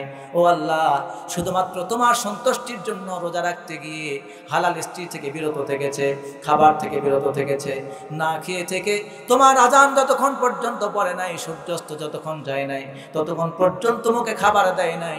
ও আল্লাহ, তোমার রোজার যে বান্দা সম্মান করলো, হক আদায় করলো, ও আল্লাহ, আমি তার জন্য সুপারিশ করছি, ফাশাফিউনি ফি, আমার সুপারিশ তার জন্য কবুল করে নাও। রব্বুল আলামিন সঙ্গে সঙ্গে রোজার সুপারিশ কবুল করে তার জান্নাত দিয়ে দিবেন। সুবহানাল্লাহ। যারা রোজা রাখেন না, কান খুলে শুনুন, রোজা যদি আপনি না রাখেন, হাশরের ময়দান তো আপনি যাবেন, কিয়ামত হবে, হাশর হবে, কবর হবে, জাহান্নামে যাবেন। আল্লাহর নবী বলেন, আমি একবার স্বপ্নে দেখলাম আমাকে দুইজন ফেরেশতা বগলের মধ্যে হাত দিয়ে আমারে ধরে নিয়ে গেল, উঁচু একটা পাহাড়ের কাছে নিয়ে গেল। আমি পাহাড় থেকে বললাম, আমি তো এত উঁচু পাহাড়ে উঠতে পারবো না, কিভাবে উঁচু পাহাড়ে আমি উঠবো? ফেরেশতারা বলল, ইয়া রাসূলুল্লাহ, আপনাকে আমরা ফেরেশতারা সাহায্য করবো, আপনি পাহাড়ে উঠুন। নবীজি পাহাড়ে উঠলেন। পাহাড়ে ওঠার পর নবীর কানে একটা ভীষণ জোরে আওয়াজ আসতে লাগলো, কান্নার আওয়াজ, চিৎকারের আওয়াজ, আর্তনাদের চিৎকার তার কানের মধ্যে আসতে লাগলো। নবীজি বললেন, কিসের এত চিৎকার আমার কানের মধ্যে আসতেছে? আমি বুঝতে পারলাম না, এত ভয়ঙ্কর আওয়াজ কিসের? ফেরেশতারা বললেন, ইয়া রাসূলুল্লাহ সাল্লাল্লাহু আলাইহি ওয়াসাল্লাম, অপেক্ষা করুন, আপনি আরো অনেক কিছু দেখতে পাবেন। দেখানো হলো কিছু লোক, তার পাগুলি উপর দিকে বাঁধা, মাথা নিচের দিকে দেওয়া, দুইটা গাল তার কেটে ছিঁড়ে টুকরা টুকরা করে ফেলা হয়েছে, গাল বেয়ে বেয়ে রক্ত ঝরে ঝরে পড়তেছে, তারা চিৎকার করতেছে, জাহান্নামের আগুনের মধ্যে পোড়ানো হচ্ছে। নবীজি জিজ্ঞেস করলেন, ফেরেশতারা বলো তো কারণটা কি? তারা জবাব দিয়ে বলল, ইয়া রাসূলুল্লাহ সাল্লাল্লাহু আলাইহি ওয়াসাল্লাম, এরা হচ্ছেন সেই সব লোক যারা দুনিয়াতে স্বাস্থ্যবান ছিল, শরীর সুস্থ ছিল, সব কিছু ঠিক ছিল, স্বাভাবিক ছিল, ব্রেন ভালো ছিল, সব ছিল, শুধুমাত্র পেটের ক্ষুধা মেটাবার জন্য, শুধুমাত্র তার জৈবিক চাহিদা পূরণ করার জন্য, তার দেহকে সুস্থ সবল রাখার জন্য, শক্তিশালী থাকার জন্য অহংকার করে, ইচ্ছা করে রোজা ভেঙে ফেলেছে। এই মুখ দিয়ে খেয়ে খেয়ে রোজাকে নষ্ট করে ফেলেছে। এই জন্য রব্বুল আলামিন জাহান্নামের মধ্যে তাদেরকে বেঁধে রেখেছেন, আর পা উপর করে রেখে গাল চিরে চিরে রব্বুল আলামিন জাহান্নামের আগুন দিয়ে পোড়াইয়া পোড়াইয়া শাস্তি দিচ্ছেন। নাউযুবিল্লাহ। এই জন্য রমজানের রাজা রোজা রাখবে না। একটা ফরজ রোজা কেউ যদি নষ্ট করে, হাদিস শরীফে এসেছে, মৃত্যু পর্যন্ত কেউ যদি ফরজ রোজার একটা কাজা আদায় করতে চায়, সারা জীবন রোজা রেখে একটা ফরজ রোজার কাজা সে আদায় করতে পারবে না। একটা ফরজ রোজা নষ্ট করেছে, একটা ফরজ রোজা কেউ যদি নষ্ট করে, মৃত্যু পর্যন্ত যদি চেষ্টা করে আমি ফরজ রোজার কাজা আদায় করব, কাজা আদায় হবে না, হবে কাফফারা আদায়। কি আদায় হবে? কাফফারা আদায় হবে। এর সমপরিমাণ মর্যাদা সম্পন্ন রোজা রাখতে পারবে। আমার প্রিয় ভাইয়েরা, এই রমাদান মাসে যারা রোজা রাখবে আর বেশি বেশি কোরআনে কারীম তেলাওয়াত করবে, আল্লাহর নবী সাল্লাল্লাহু আলাইহি ওয়াসাল্লাম বলেছেন, এই কোরআন হাসরের ময়দানে তার জন্য সুপারিশ করার জন্য তার সামনে দাঁড়িয়ে যাবে। কোরআন বলবে, আমার রব, আমি তোমার এই বান্দাকে, সেই বান্দাকে আমি রাতে দিনে ঘুম থেকে বিরত রেখেছি। ইন্নী মানাতুহুন নাওম, আমি তাকে ঘুম থেকে বিরত রেখেছি। যখনই সে সুযোগ পেয়েছে আমাকে তেলাওয়াত করেছে, আমাকে নিয়ে পড়তে বসেছে, আমাকে সে তেলাওয়াত করেছে, আমাকে চর্চা করেছে, বুকে রেখেছে, চুমু দিয়েছে, আমাকে সম্মান করেছে। ও আল্লাহ, রোজা থেকে কষ্ট করে তোমার কোরআন যে বান্দা তেলাওয়াত করলো, রব্বুল আলামিন, আমি কোরআন তারে ভুলে থাকতে পারি না। সারা জীবন আমার সাথে সম্পর্ক রেখেছে, কষ্ট করে না খেয়ে কোরআন তেলাওয়াত করেছে, আমি কোরআন কিভাবে হাসরের ময়দানে কঠিন বিচারের দিনে তারে ভুলে থাকতে পারি। ও আল্লাহ, আমি কোরআন তার জন্য সুপারিশ করছি, রব্বুল আলামিন তোমার এই বান্দারে তুমি মাফ করে জান্নাত দিয়ে দাও। কোরআন যখন সুপারিশ করবে, সঙ্গে সঙ্গে রব্বুল আলামিন কোরআনের সুপারিশ কবুল করে জান্নাত দান করে দিবেন। সুবহানাল্লাহ। পীর সাহেবের সুপারিশ কবুল হতেও পারে, কথা বলে না, সুপারিশ কবুল হতেও পারে, নাও হতে পারে। এমনও তো হতে পারে সুপারিশ হয়তো কবুল হতে পারে, কিন্তু সে সুপারিশ করার চান্স তো নাও পেতে পারে, ঠিক কিনা বলেন? সুপারিশ করার চান্স তো নাও পেতে পারে। কিন্তু কোরআন এবং সিয়াম, কোরআন হলো আল্লাহর কালাম, কোরআন যদি সুপারিশ করে আল্লাহ পাক সেই সুপারিশ ফেলাবেন না, সঙ্গে সঙ্গে মঞ্জুর করে রব্বুল আলামিন জান্নাত নসিব করে দিবেন। সুবহানাল্লাহ। এই জন্য রমাদান মাস এসেছে, কোরআনের মাস। কিসের মাস এসেছে বলেন তো? রমাদান মাস, কোরআনের মাস। এবার ছোট্ট একটা লজিক আপনাকে বলবো। আচ্ছা ভাই বলেন তো, রমাদান মাস আসলে পরে আমরা সুবে সাদিক থেকে সূর্যাস্ত পর্যন্ত এই সময়টুকুনের মধ্যে স্ত্রী সম্ভোগ থেকে যারা রোজা থাকে তারা বিরত থাকে কিনা? কথা বলতে হবে, থাকেন কিনা? এই সময়ের মধ্যে কেউ যদি আপনারা বলে, ভাই আপনারা আমি 1000 টাকা দেবে, এক ঢোক পানি খাও, খাবেন? খাবেন কেউ? যদি বলে, ভাই ঠিক আছে পানি তোমার খাবার লাগবে না, আমি তোমার শরবত কিনে দিচ্ছি, কিংবা আরো দামি খাবার কিনে দিচ্ছি, একটা খাও, একটা টুকরা খাও, 1 কোটি টাকাও যদি দেয়, কেউ খাবেন? আমার তো বিশ্বাস যারা মুমিন বান্দা 1 কোটি কেন, তার জীবন গেলেও সে খাবে না, ঠিক কিনা বলেন? এবার একটা ছোট্ট প্রশ্ন আপনার কাছে করতে চাই, বিবেকের কাছে। এটা কিন্তু আপনার সকলেই হ্যাঁ বোধক পজিটিভ অ্যান্সার করেছেন। এবার বলুন তো প্রিয় ভাইয়েরা, আমরা সবাই মুসলমান কিনা? কথা বলেন না কেন? আমি তো আপনাদের ঠকাচ্ছি না, বলেন আমরা মুসলমান কিনা? এবার বলেন তো, যারা আমরা মুসলমান, এই মুসলমানগুলাই তো কেউ ব্যাংকে চাকরি করি, কেউ অফিসে চাকরি করি, কেউ কোর্টে চাকরি করি, কেউ বিভিন্ন প্রতিষ্ঠানে চাকরি করি। এই বান্দাগুলি যখন রমাদান মাস আসে, সারাদিন না খেয়ে থাকে, সুবে সাদিক থেকে সূর্যাস্ত পর্যন্ত, পিঠা এলেও 1 ঢোক পানি খায় না, ফল তো খায় না, কিছুই খায় না। কিন্তু এই বান্দাগুলি এত সলিড বান্দা, কুবানোর পরেও যারা স্ত্রী সম্ভোগ করে না, দানা পিনা খায় না, কিন্তু এই বান্দাগুলাই তো টেবিলের উপর দিয়ে কিংবা নিচ দিয়ে ঘুষ নেয়। এই রোজার দাম কি? এই রোজার মূল্য আছে? ওখানে আপনি এত কষ্ট সহ্য করলেন, যে সারাদিন না খেয়ে থাকলেন, তবু 1 ফুট পানি পান করলেন না। বলেন তো, এই পানি খাওয়া, এই পানি যেটা খাচ্ছেন সেটা হালাল না হারাম? যে পানিটা আপনাকে খেতে বলা হচ্ছে ওটা হালাল না হারাম? পানিটা হালাল। পানিটা কি?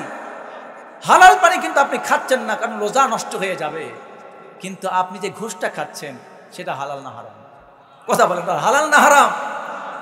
আপনি হালালের মধ্যে হারাম ঢুকাইয়া ফেললেন, আর আপনাকে হালালের মধ্যে হালাল পান করতে বললো, তবুও খেলেন না। কিন্তু রমাদান মাস আসলে পরে হালালের মধ্যে হারামকে জায়েজ করে ফেললেন। আপনি কি সত্যি রোজাদার? নবীজি এই জন্য বলেছেন, রুব্বা সাইম মিন সিয়ামিহি ইল্লাল জু'। রোজাদারের মধ্যে এমন রোজাদার আছে, সারাদিন কষ্ট করে রোজা রাখে, শুধুমাত্র ক্ষুধা ছাড়া কিছুই পায় না। রুব্বা কাইমিন মিন কিয়ামিহি ইল্লাস সাহার। নবীজি বলেন, এমন রাতের তাহাজ্জুদ গুজারি বান্দা আছে, সারা রাত জেগে জেগে নামাজ পড়ে, কিন্তু সারা রাত জাগা ছাড়া আর সে কিছুই পায় না। তার কারণ কি? তার কারণ আমি আপনাদেরকে বলতেছি প্রিয় ভাইয়েরা। এবার আসুন, এই যে সারাদিন কষ্ট করে রোজা রাখলাম, হালাল খাবার খেলাম না, এবার আপনাদের কাছে একটা ছোট্ট আমি 2টা কথা বলতে চাই। একটু আমার সঙ্গে একটু ঠোঁট মিলিয়ে জবাব দিবেন। কথা আমাদের শেষের দিকে, এবার 2-3টা কর্মসূচি আপনাদেরকে দিব এরপরে। এবার বলুন তো ভাইয়েরা, যারা কষ্ট করে, এখানে যারা আমরা এসেছি সলিড মুসলমান, রুচিশীল মুসলমান, নবীর খাঁটি উম্মত বলে আমি মনে করি। এবার আপনার কাছে সামনে রমাদানকে সামনে রেখে রমাদানের পবিত্রতা রক্ষার জন্য ছোট্ট কয়েকটা কমিটমেন্ট নিতে পারি আপনাদের কাছ থেকে? নিতে পারি? এবার বলেন তো, হাতটা উঁচু করেন তো একবার, তাকবীর দেন তো, লিল্লাহে তাকবীর। আল কোরআনের আলো সারা বিশ্বে জালো, তোমার নেতা আমার নেতা বিশ্ব নবী মুস্তাফা, নারায়ে তাকবীর। হাত নামান। এবার আবার প্রশ্ন করব কয়েকটা। আমি জানি সকলের ঘুম নেই, সকলে মাথা ঠান্ডা আছে, আমার দিকে মনোযোগ আছে। এবার একটু প্রশ্ন করি, জবাবটা দিবেন। প্রিয় ভাইরা, আমরা যারা রোজা রাখবো, এত কষ্ট করে যারা সারাদিন না খেয়ে থাকতে পারলাম, আমরা কয়েকটি কারণে রোজা নষ্ট করব না, বলেন ইনশাআল্লাহ। যারা এখানে এসেছি, রমাদান গোনা ছড়ানোর মাস, নিয়ত করছি আজকে এই মাহফিলে সামনে রমাদানকে আমি 100% পালন করব। রমাদানের 100% ফসল আমি আমার ঘরে উঠাবো এবং এই রমাদান মাসে আমি জান্নাত নিয়েই ছাড়বো, বলেন ইনশাআল্লাহ। সুতরাং আজ থেকে আপনাকে আমাকে কিছু করতে হবে, কিছু কমিটমেন্ট করতে হবে, প্রতিশ্রুতি আপনাকে দিতে হবে, প্রমিস করে যেতে হবে। আল্লাহর সাথে করবেন, আমার সাথে। প্রিয় ভাইয়েরা, এবার আসুন, এবার সারাদিন যারা না খেয়ে থাকলেন, এবার আমি যদি আপনাকে বলি, ভাই সারাদিন তো কষ্ট করে থাকলেন, গীবত আমি করব না, পারবেন না? যেমন গীবত করব না, বলেন পারবেন না? মিথ্যা কথা, অন্যায় কাজ, নেশার সাথে জড়িত, তাস জুয়া, সিনেমা নাটক, কোরআন তেলাওয়াত, যাক আলহামদুলিল্লাহ বলেন, আপনারা তো পাস করছেন আলহামদুলিল্লাহ। এবার মোটামুটি অ্যান্সারের শেষের দিকে। এবার আসুন, আমি আপনাদেরকে কয়েকটা কথা এবার বলে আমি বিদায় নিতে চাই। এবার আসুন, রমজানের প্রস্তুতির জন্য কিছু কর্মসূচি আপনাকে দেব খুবই সংক্ষিপ্ত ভাষায়। আগামী যে রমজান আসতেছে, আপনি পারিবারিকভাবে সন্তান নিয়ে কিভাবে রমজানটাকে উদযাপন করবেন, তার প্রস্তুতি আপনাকে এখন থেকে নিতে হবে, বলেন ইনশাআল্লাহ। রমাদান মাস আমাদের মাঝে আসতেছে। সর্বপ্রথম আপনার কাজ হলো আজকেই, এক্ষুনি, এই মুহূর্তে, এখান থেকে ওঠার আগে সর্বপ্রথম যেটি কাজ, সেটি হলো এক্ষুনি এই মুহূর্তে তওবা করতে হবে। জোরে বলেন, কি করতে হবে? 1 নম্বর কাজ তওবা করা। প্রশ্ন, কেন তওবা করব? তার উত্তর আমি আগে দিয়ে এসেছি। জীবনে যতই ফরজ নামাজ পড়েন, ফরজ রোজা রাখেন, ফরজ হজ করেন, ফরজ জাকাত দেন, দান সাদকা করেন, ভালো কাজ করেন, উপদেশ দেন, সৎ কাজের আদেশ করেন, অসৎ কাজে নিষেধ করেন, যাই করুন না কেন, কবিরা গুনাহ। একসাথে বলেন কবিরা গুনাহ, আওয়াজ দিয়ে কবিরা গুনাহ, আরো বলেন কবিরা গুনাহ। তাহলে কবিরা দিয়েছেন, সেই মেয়ের কাছে মাপ নেন, যার সম্পদ ছিল 16 আনায় ভাগ দিয়ে তওবা করে আল্লাহর কাছে হাত তুলে আল্লাহ মাফ করে দিবেন, ঠিক কিনা বলেন? একবার তওবা কেন করবেন? একবার এক লোক কাবা শরীফে এসে কাবা শরীফের গিলাফ ধরে কাঁদতেছে, আল্লাহর কাছে হাত তুলে দোয়া করতেছে, কাঁদতেছে, খুব কান্নাকাটি। সাহাবায়ে কেরাম দেখে তো অবাক হয়ে গেছে, এসে বলতেছে, ইয়া রাসূলুল্লাহ সাল্লাল্লাহু আলাইহি ওয়াসাল্লাম, এই লোক তো মাপ পেয়ে গেছে, এত কান্নাকাটি করতেছে, তার গায়ের কাপড় ঠিক নাই কান্নার চোটে, তাওয়াফ করতেছে এইভাবে মনোমুগ্ধ হয়ে, আল্লাহ রাসূল সে তো মাপ পেয়ে গেছে। রাসূল সাল্লাল্লাহু আলাইহি ওয়াসাল্লাম বললেন, না, তোমরা ওর উপরে যে অভিনয়টা দেখতেছো, আসলে এটা তার প্রকৃত অভিনয় নয়, এটি দেখানো অভিনয়। ও বেটা যা পড়ছে, যা খাইছে, যা পড়ে আসছে, যেই টাকা দিয়ে আসছে সবগুলি হারাম টাকা। কি টাকা? হারাম টাকা। বাংলাদেশে আবার অনেকে হজ করে, ঘুষ খাওয়ার টাকা ব্যাংকে জমা করে রাখে, জমি বেচে হজ করতে যায়। বেটা বাটপার মুমিন, ঠিক কিনা বলে? ঘুষ খেয়ে ব্যাংকের টাকা জমা রেখে আর জমি বেচে টাকা দিয়ে হজ করলে কি হজ হবে? তাহলে 1 নম্বর কাজ কি? তওবা করা। অন্যের হক নষ্ট করলে সেটা কি করাই দেব? ফিরাই দেব। তাহলে 1 নম্বর কাজ কি করবো বলেন তো? তওবা করবো, বলেন ইনশাআল্লাহ। 2 নম্বর কাজ হলো, এবার আপনার কাজ হলো, যেই সব বদ আমলগুলির কারণে, কি কারণে? যেই বদ স্বভাবের কারণে রোজাগুলি নষ্ট হয়ে যায়, কয়েকটি বদ স্বভাব রাসূলুল্লাহ সাল্লাল্লাহু আলাইহি ওয়াসাল্লাম ইন্ডিকেট করে দিয়েছেন, আইডেন্টিফাই করে দিয়েছেন। এই বদ স্বভাবগুলি ছেড়ে দিতে হবে। বেশি না, আপনি চাইলেই পারবেন, শুধু আপনার হিম্মত করতে হবে। কি করতে হবে? হিম্মত করতে হবে। হিম্মত করলে আপনি পারবেন। যে বদ স্বভাবগুলির কারণে রোজা নষ্ট হয়ে যায়, নবীজি সাল্লাল্লাহু আলাইহি ওয়াসাল্লাম তিনি বলেছেন, মান লাম ইয়াদা কাওলা যুর ওয়াল আমালা বিহি ফালাইসা লিল্লাহি। রাসূলুল্লাহ সাল্লাল্লাহু আলাইহি ওয়াসাল্লাম বলেছেন, ফি আইয়াদা তুআমাহু ওয়া শারাবাহু। নবীজি বলেছেন, যেই ব্যক্তি রোজা রাখলো কিন্তু মিথ্যা বলা ছাড়তে পারলো না, যে ব্যক্তি রোজা রাখলো কিন্তু অন্যায় কাজ, মূর্খামি ছাড়তে পারলো না, তার রোজা কবুল হবে না, রোজা নষ্ট হয়ে যাবে। এবার আসুন, আমাদের তাহলে কাজ হলো, যেই বদ স্বভাবের কারণে রোজাগুলি নষ্ট হয়, তার মধ্যে প্রথম যেটা বদস্বভাব, সেটি হলো মিথ্যা বলা। কি বলা বলেন তো? আচ্ছা ভাই, মিথ্যা বলার কি দরকার? আপনি চেষ্টা করেন।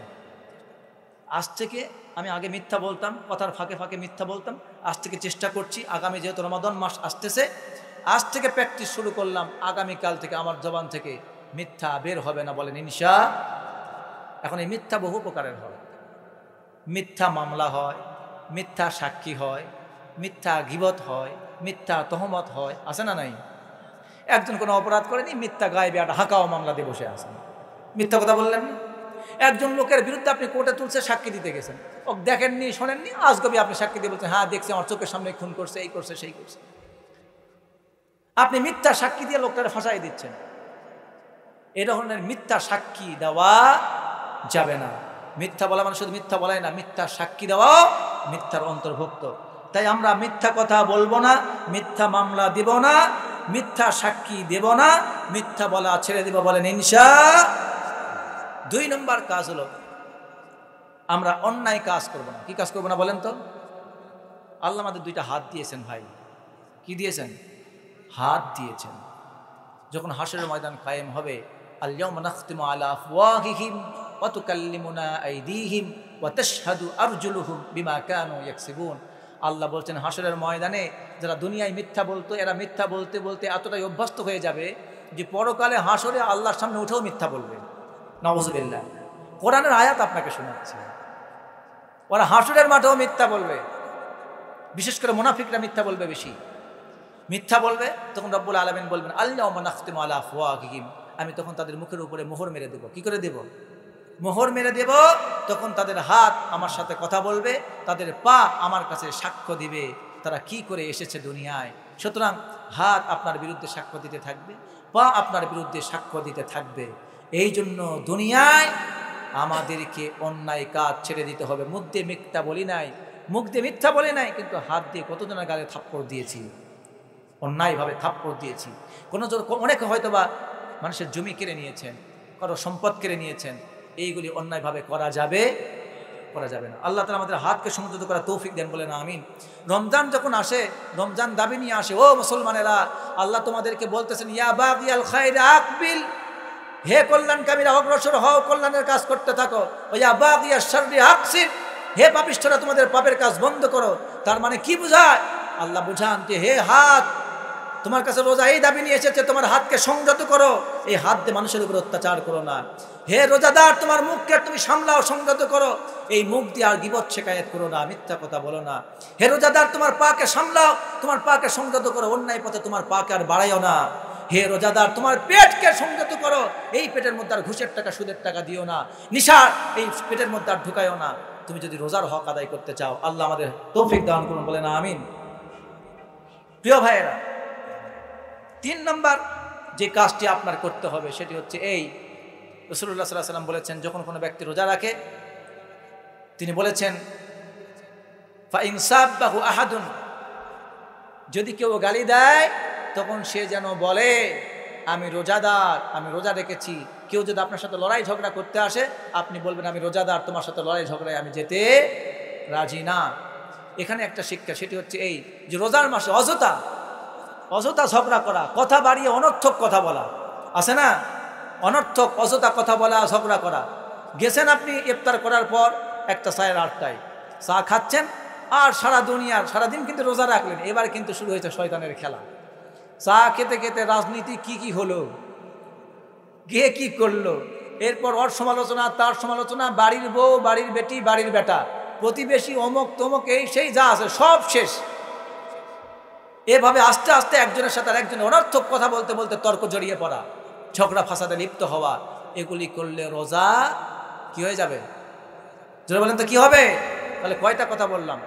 1 নম্বরে কি বলবো না, বুঝতে পারেন? জোরে বলেন। 2 নম্বরে অন্যায় কাজ করবো না। 3 নম্বরে ঝগড়া ফাসাদ প্র্যাকটিস করাবেন, বাড়িতে গিয়ে প্র্যাকটিস করাবেন। এই 3টে কাজ করা যাবে না? যাবে না ইনশাআল্লাহ? খুব কঠিন কাজ, ইচ্ছা করলে মিথ্যা ছেড়ে দিতে পারবেন। আল্লাহ আমাদের তৌফিক দান করুন, বলেন আমিন। এবার আসুন, রমজানে আমাদেরকে ইফতারের যখন সময় আসে, তখন দেখবেন ব্যাপক ইফতারের আয়োজন করে কিনা। ইফতার আয়োজন করে আমার প্রিয় ভাইরা, এই ইফতারের সময় যে আয়োজন করেন, এটা স্বাস্থ্য মানে সচেতনতার জন্য বলতেছি। যারা দিন মজুর দিন খেটে খান, আপনারা মুড়ি, বুট, পেঁয়াজি, বেগুনি, আরও রসুনি যা আছে সব আনেন কিনা? কিন্তু এগুলি তো আসলে সুন্নাহ নয় ইফতারে। আপনি সাধারণ একটা খেজুর কিংবা 1 কাপ দুধ দিয়ে কিংবা 1 কাপ পানি দিয়ে আপনি ইফতার করতে পারেন, এটা স্বাস্থ্যসম্মত ইফতার। কিন্তু আপনি বেগুনি খেলেন, পেঁয়াজি খেলেন, বুট খেলেন, মুড়ি খেলেন, বুন্দা খেলেন, আপনার জিলাপি খেলেন, পেপেনি খেলেন, অনেক কিছু খেলেন। খাওয়ার পরে পরের দিন আজকে যে শরীর ভালো ছিল, কালকে পেটের মধ্যে শুরু হয়ে গেছে। পরের দিন বলছে হুজুর গ্যাস্ট্রিকের সমস্যা, ঠিক কিনা বলেন? তো এই জন্য কি করবেন? এইসব আজে বাজে খাবার কি করে দিতে হবে? কমাই দিতে হবে স্বাস্থ্যের জন্য, নিজের সচেতনতার জন্য। আপনি রোজাদার যেন শক্তি নিয়ে আল্লাহ রোজাটা করতে পারেন, আল্লাহ পাক তৌফিক দান করুন, বলেন আমিন। এরপর স্ত্রীদেরকে রোজার দিনে আমরা ইফতারি রান্নার জন্য ব্যাপক ব্যস্ত করে ফেলি। এইটা রান্না করো, সেইটা রান্না করো, এগুলি করবেন না। সিম্পল খাবার রান্না করবেন। অনেকেই মনে করে রোজার মাসে গোস্ত মাছ না খেলে শরীর ঠিক থাকবে না, ভুল ধারণা। রোজার মাসে যত সিম্পল খাবার খাবেন, আপনার নারী তত সবল হবে, আপনার এই রগগুলি তত আস্তে আস্তে করে এটা শক্তিশালী হবে, টাইট হয়ে আসবে, রক্ত চলাচল এটা গতি বৃদ্ধি পাবে, এবং শয়তান এটা চিকন হয়ে যাওয়ার কারণে শয়তান প্রবেশ করতে পারবে না, আপনার মধ্যে নমনীয়তা চলে আসবে। এই জন্য রমাদান মাসে অল্প খেয়ে বেশি ইবাদত করার চেষ্টা করতে হবে। আল্লাহ পাক তৌফিক দান করুন, বলেন আমিন। এবার আপনাদেরকে কিছু কর্মসূচি, এটা কিছু বাদ দেওয়ার কথা বললাম। কি বললাম? বাদ দেওয়ার জন্য কয়টা কাজ বলেছি? আর এবার কাজ করার জন্য কিছু বলব। 1 নাম্বার, রমাদান মাস কোরআনের মাস। বলেন তো কিসের মাস? রমাদান মাস হলো কোরআন নাজিলের মাস। এই মাসে ইমাম মালিক রহমতুল্লাহি আলাইহি, বলেন ইমাম মালিক রহমতুল্লাহি আলাইহি, যুগ শ্রেষ্ঠ ফকিহ, মুহাদ্দিস, মুফাসসির তারা ছিলেন। রমাদান মাস যখন আসতো তখন তারা ফিকহের কিতাব, তাফসিরের কিতাব, যা আছে হাদিসের কিতাব সব বন্ধ করে রাখত। সকাল থেকে সন্ধ্যা, সন্ধ্যা থেকে সকাল, সারাটা দিন সময় মতো সুযোগ পেলেই তারা কোরআন তেলাওয়াত করতেন। কোরআনের বাইরে কোনো কিছু আর তারা চর্চা করতেন না, কোরআনের প্রতি গুরুত্ব দিতেন। ইমাম আহমদ বিন হাম্বল রহমতুল্লাহি আলাইহি তিনি বলেছেন, রমাদান মাস যখন আসতো তখন আমি মসজিদে ঢুকে যেতাম, সারাটা দিন কোরআন তেলাওয়াত করতাম। প্রয়োজনীয় কোনো কথা কেউ আমার কাছে জিজ্ঞেস করতে আসলে উত্তর দিতাম, এছাড়া আমি বাইরে বেরোতাম না। তাহলে এখান থেকে কি বোঝা যায়? যে রমাদান মাস কোরআন তেলাওয়াতের মাস। কিসের মাস? বলেন কিসের মাস? কোরআন তেলাওয়াতের মাস। সিনেমা দেখার মাস, গল্প শোনার মাস, গান শোনার মাস, নাটক সিনেমা দেখার মাস, অযথা গল্পে বসে সময় নষ্ট করার মাস নাকি? না না, সারাদিন তো রোজা আসি, কষ্টে আসি, না খেয়ে আসি, একটু ঘুম পারে নেই।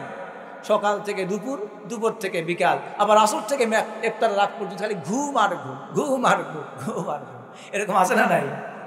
এরকমের জন্য রমজান আসেনি প্রিয় ভাইয়েরা। এই জন্য সময় বের করে নিন কোরআন তেলাওয়াতের জন্য। পারবো তো ইনশাআল্লাহ?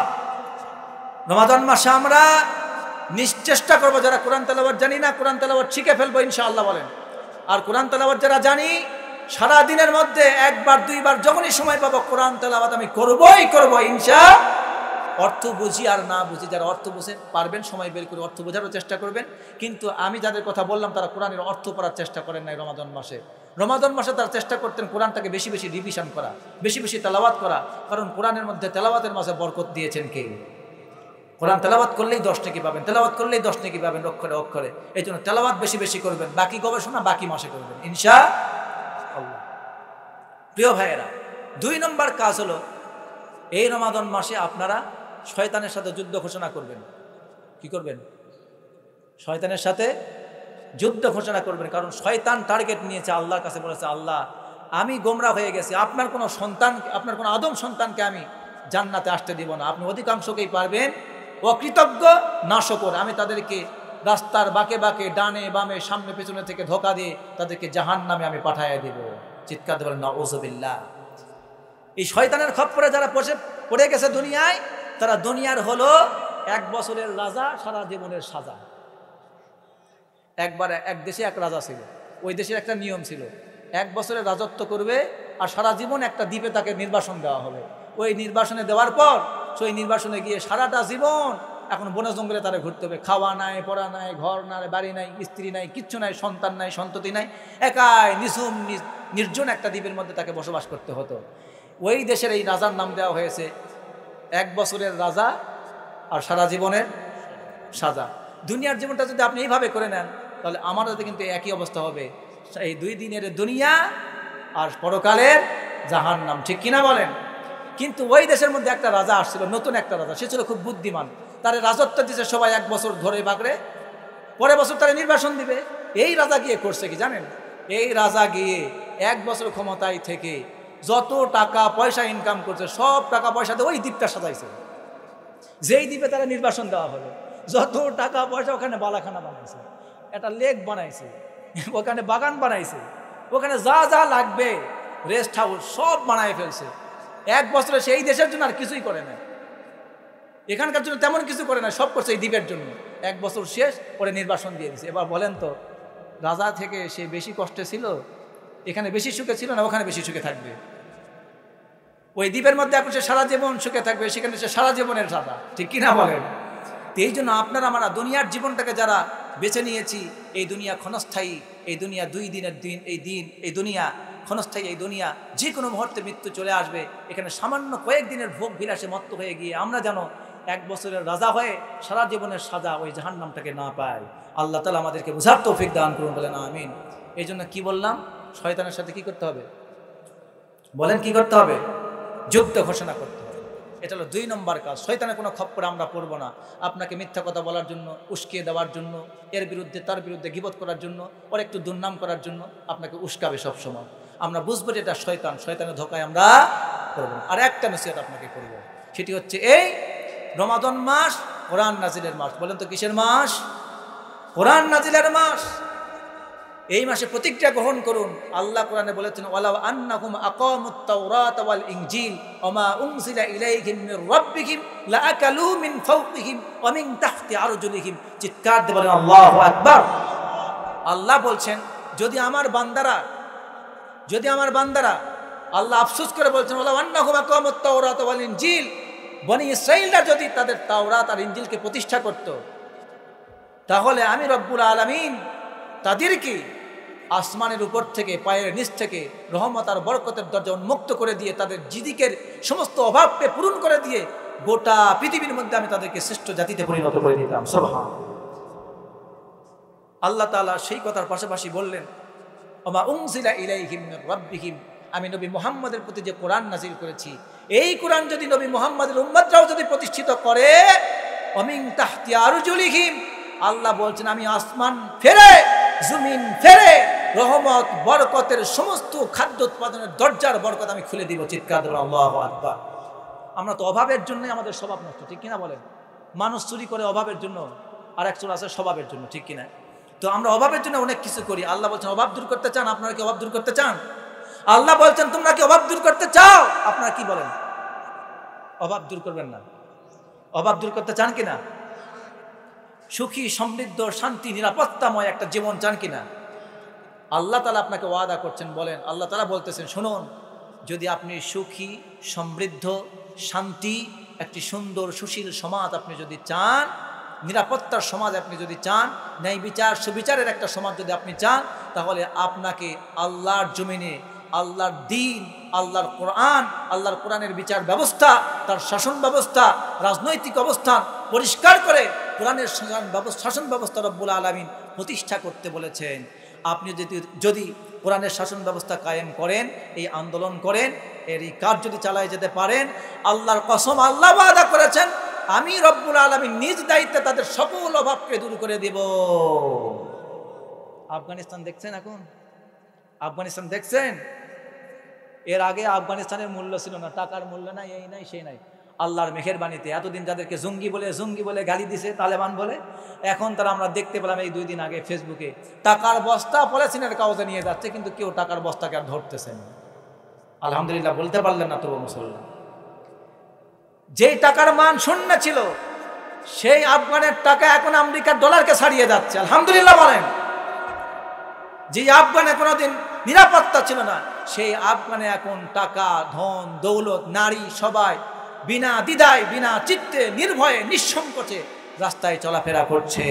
ইফটিজিং নাই, ধর্ষণ নাই, গুম নাই, হত্যা নাই, খুন নাই, রাহাজানি নাই, সন্ত্রাস নাই, কারণ হলো ইসলামী ইমারত, ইসলামী খিলাফত কায়েম হয়েছে। আলহামদুলিল্লাহ বলেন। আজকে একটা রিপোর্টে দেখলাম, একটা নিউজে, যে আফগানিস্তানে আজকে রিপোর্টে দেখলাম যে 2 জন লোককে আলীবাবা স্টেডিয়াম, আফগানিস্তানের কি স্টেডিয়াম বললাম, আলীবাবা স্টেডিয়ামে 2 জন লোক হত্যা করেছিল একজনকে। তার হত্যা করার অপরাধে তাদেরকে ধরে এনে স্টেডিয়ামে খাড়া করে সমস্ত আফগানবাসীকে সংবাদ দিয়েছে। তারা ইলেকট্রনিক মিডিয়া, প্রিন্ট মিডিয়ার মাধ্যমে, সাংবাদিকের মাধ্যমে, নিউজ এবং ভিউজের মাধ্যমে সবাইকে খবর দেওয়া হয়েছে খুনকারীকে আজকে কেসাস করা হবে। কি করা হবে? সবাইকে আলীবাবা স্টেডিয়ামে দাওয়াত করেছে। সকল লোক চতুর্দিকে দাঁড়ায় আছে, আর যারা খুনি ছিল হাজার লোকের সামনে তাদেরকে প্রতিশোধ নেওয়া হয়েছে কেসাস করে, হত্যার বদলে হত্যা। এই সমাজে কি আর খুন থাকবে, ধর্ষণ থাকবে? এমন সুন্দর একটি সুখী সমাজ আমরা চাই, নিরাপত্তার সমাজ চাই। আল্লাহ আমাদের তৌফিক দান করুন, বলেন আমিন।